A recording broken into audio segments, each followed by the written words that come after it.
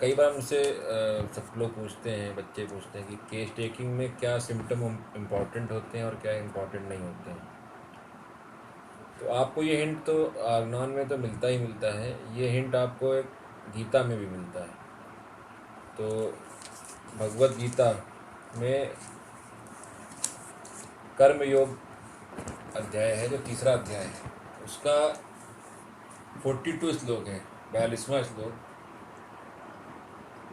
श्लोक है। इंद्रियाणि पराणि आहु इंद्रिभ्या परम मनः मनस्तु परा बुद्धि या बुद्धि परतु सा।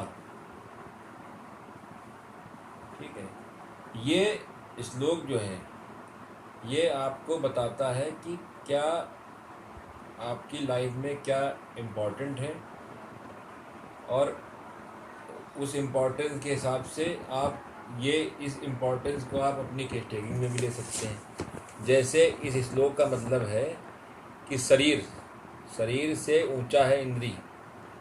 अब इंद्रियां क्या होती हैं, इंद्रियों के बारे में अलग अलग मत हैं। जैसे किसी का कोई मत है, एक मत ये है कि 5 इंद्रियां जो हम जिनको हम जानते हैं, फिजिकल बॉडी तो हम जानते हैं, फिर इंद्रियों में क्या है, स्मेल, देखना, सुनना, स्वाद लेना, ठीक है, और टच। तो आप जब केस टेकिंग में देखेंगे कि सबसे इम्पॉर्टेंट फिजिकल सिम्टम नहीं है, फिजिकल से भी इम्पॉर्टेंट सिम्टम है इंद्रियों के। तो अगर आप केस टेकिंग में अपने इंद्रियों के सिम्टम लें, जैसे कि आप पेशेंट से पूछें आपकी स्मेल पावर कैसी है, कम है, ज़्यादा है, एक्यूट है, या कोई चीज़ के लिए सेंसिटिव है, या आप उसके टेस्ट के बारे में पूछें, ठीक है, ये इम्पॉर्टेंट है फिजिकल से ज़्यादा। इंद्रियों के जो सिम्टम है, चाहे सुनने का हो, चाहे स्मेल लेने का हो। जैसे फेरम में लिखा है विज़न एक्यूट इन नाइट, मतलब वो अंधेरे में भी उसको दिखता है। तो ये एक अलग तरह का सिम्टम हो गया, ठीक है।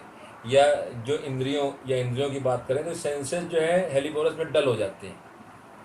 तो ये फिजिकल सिम्टम से भी इम्पॉर्टेंट सिम्टम हो गए। फिजिकल सिम्टम क्या, मान लो उसको सोरियासिस है या कोई पेन हो रहा है, तो हम उसको इम्पॉर्टेंट ना दे के इंद्रियों के सिम्टम को देंगे।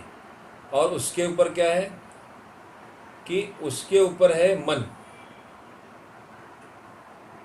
तो इसका मतलब हुआ, अगर आपकी केस टेकिंग में फिजिकल सिम्टम से ज़्यादा इम्पॉर्टेंट है सेंसरी या इंद्रियों के सिम्टम, इंद्रियों से भी इम्पॉर्टेंट है मन के सिम्टम, और मन से भी इम्पॉर्टेंट है बुद्धि के, और बुद्धि से ज़्यादा इम्पॉर्टेंट है सोल। तो सोल, जिसके लिए कई बार हम लोग कंफ्यूज भी रहते हैं कि सोल, इसको हम लोग वाइटल फोर्स बोलते हैं, वही सोल है। क्योंकि हनुमान सर ने भी कहा कि बिना वाइटल फोर्स के ये बॉडी बेकार है।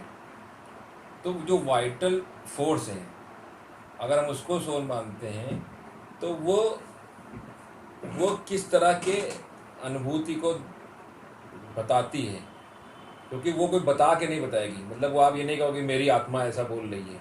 वो जो सेंसेशन होंगे, वो कई बार जो सेंसेशन फिजिकल सेंसेशन होते हैं, कई बार बॉडी पे सेंसेशन होते हैं, कई बार वो ऐसे सेंसेशन होते हैं जिनको आपका अनकॉन्शियस माइंड, क्योंकि क्या हुआ, सबसे नीचे हुआ फिजिकल बॉडी, फिर इंद्रिय हो गई, फिर मन और बुद्धि। तो वो आपकी बुद्धि और मन के वो परे चला गया, वो सिम्टम और इम्पॉर्टेंट हो जाता है, जिसको केस टेकिंग में लोग सेंसेशन मेथड भी बोलते हैं।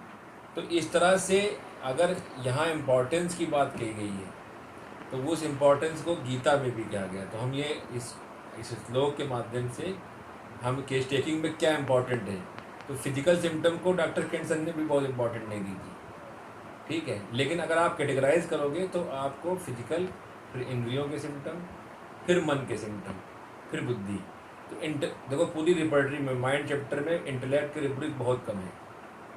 मन में भी 2 चीज़ें आ जाती हैं। मन में आ जाएगा इमोशंस, ठीक है, और विल आ जाएगा, ठीक है। इंटेलेक्ट में क्या है, इंटेलिजेंट है कि नहीं, उसका एप्टीट्यूड कैसे, उसका आर्टिस्टिक एप्टीट्यूड है या क्या एप्टीट्यूड है, जो उसके जहाँ पे मैथमेटिक एप्टीट्यूड है, आपका आर्टिस्टिक एप्टीट्यूड है, ये उसका इंटेलेक्ट को शो कर रहा है। इंटेलेक्ट जैसे बिट्टी है, हाजिर जवाब है, ये उसका इंटेलेक्ट है, ना कि मन है। तो इंटेलेक्ट की रूब्रिक बहुत कम दिए हुए हैं। देखो जैसे हमारी पूरी बॉडी है, हमारी पूरी बॉडी में ब्रेन का साइज सब लोग जानते हो कितना है, बहुत छोटा सा है, वेट भी बहुत कम है, फ्लोट करता है। तो बॉडी में देखिए गवर्न सारा ब्रेन कर रहा है। इसी तरह केस टेकिंग में फिजिकल सिम्टम बहुत मिलेंगे, फिजिकल मिलेंगे, फिजिकल के बाद सेंसरी सिम्टम मिलेंगे, सेंसरी के बाद मन के सिम्टम बहुत मिलेंगे। लेकिन हमको उस पेशेंट की बुद्धि, अगर इंटेलेक्ट के सिम्टम प्रोमिनेंट मिल रहे हैं तो बहुत इंपॉर्टेंट हो जाता है वो हमारी केस टेकिंग। इसीलिए देखो केस टेकिंग में ये कैटेगराइजेशन है कि किस कौन सिम्टम कितना इम्पोर्टेंट है। तो आप उसको कैटेगराइज करोगे ना तो आपको बड़ा आसान हो जाएगा। इसीलिए आप कई बार आप बहुत ज़्यादा फिजिकल सिम्टम के बारे पीछे भागने लग जाते हैं, तो वो भागने नहीं लग पाओगे। इसीलिए इंटेलेक्ट के सिम्टम आपको पता होना चाहिए। जैसे आपको सबको पता है कि सल्फर का इंटेलेक्ट कैसा है, लाइको का कैसा है, या औरम का कैसा है, सबका पता है।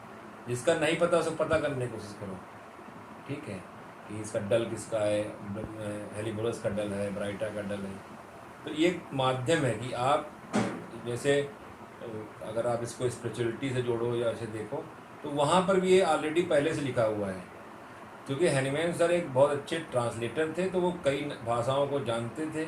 तो उन्होंने भी देखा कि एक ह्यूमन बीइंग को ट्रीट करने में बहुत सी फैक्टर हैं, लेकिन उसमें भी क्या इंपॉर्टेंट है उन्होंने इंपॉर्टेंस को बताया। यही बात डॉक्टर केंट सर ने बताई है, बाकी भी लोगों ने बताई है, ठीक है। इम्पॉर्टेंस सबकी है, लेकिन वो कहाँ कहीं ना कहीं जाके मन बुद्धि से कनेक्ट होता है, तो उसको हमको देखना है। बाकी सोल के सिम्टम होता आसानी से कहीं कहाँ रखे हैं, मिलते हैं, ठीक है।